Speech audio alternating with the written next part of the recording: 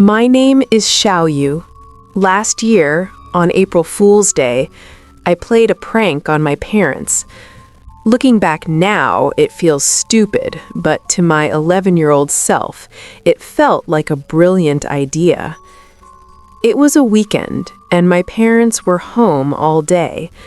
I planned to sneak out at night and leave behind a ransom note just to scare them. I thought they would panic and run around looking for me. Around 7 p.m., my mom came downstairs and called me for dinner. I grabbed my backpack and started climbing out of my bedroom window. My dad was taking a shower. The timing was perfect. When I reached the backyard, my mom called again. "Xiaoyu, come eat." I quickly climbed over the fence and saw her heading upstairs. 5 minutes later, I reached the next block and sat on a bench, eating the bread I had brought with me. Across the street, a black van was parked with its door open. No one was inside. I didn't think much of it. But an hour passed, and the street was still silent. Something felt wrong. Even if they realized it was a prank, shouldn't they be worried about their 11-year-old son being out at night?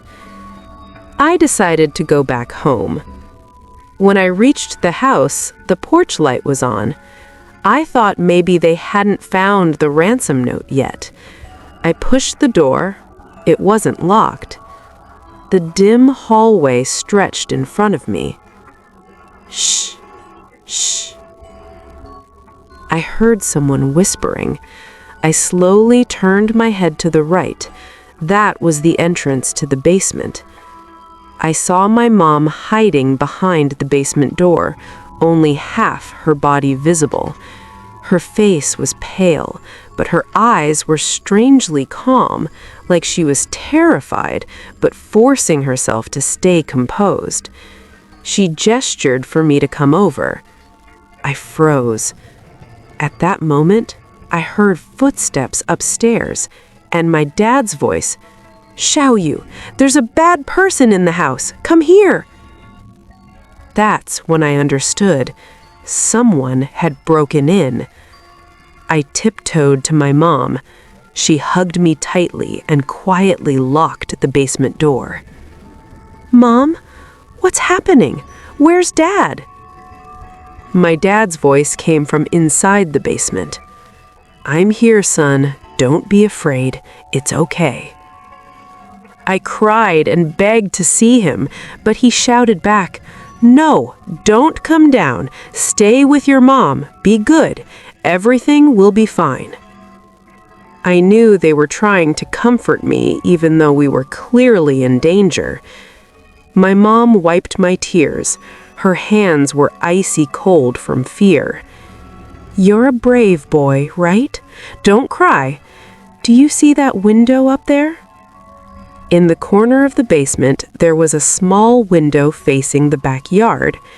I nodded. "Good boy. Mommy will lift you up. You crawl out and go straight to the neighbor's house, okay?" "What about you and Dad?" "You go get help.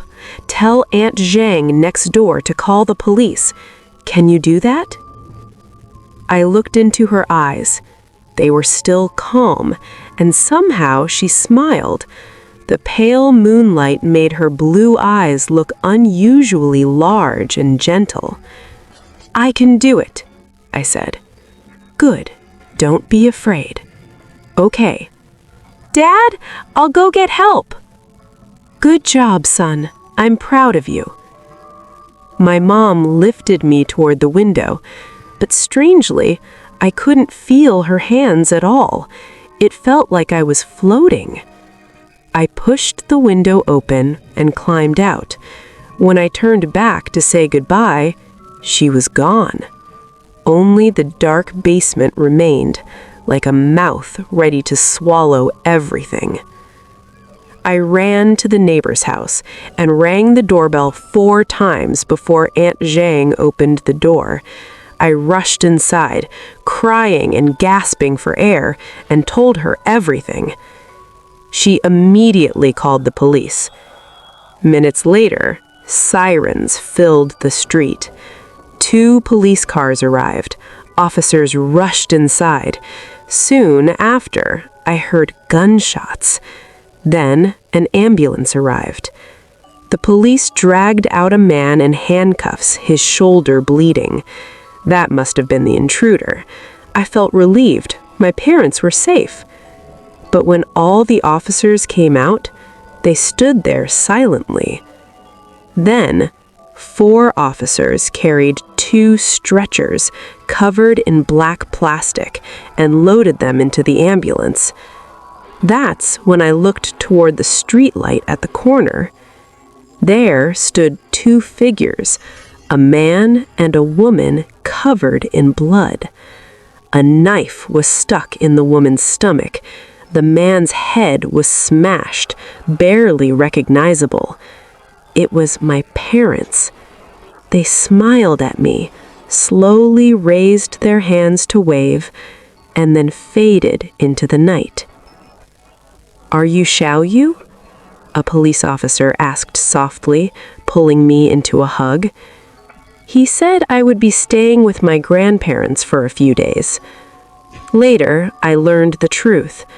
That night, a robber broke into our house through my bedroom window, the window I forgot to close.